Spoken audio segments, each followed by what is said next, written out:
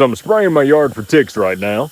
Let me go ahead and tell you why. And by the way, this is real good stuff. I'm not getting paid for this video either. You know, it's warming up and springtime's right around the corner, so you know ticks and all other kind of critters are gonna be out. So my oldest son, he got a tick on him the other day. Let me tell you, he flipped out. He was not prepared for that.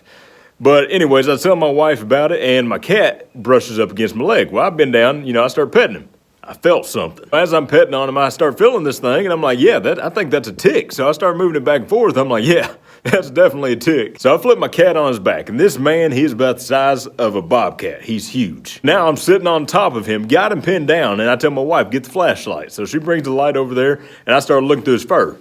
All the fur right here is white. I see this dark brown thing. It's about tick color, so I started looking at it, and I'm like, yeah, that's a tick. And if you know anything about ticks, you know when they first get on you, they're not hard to get off.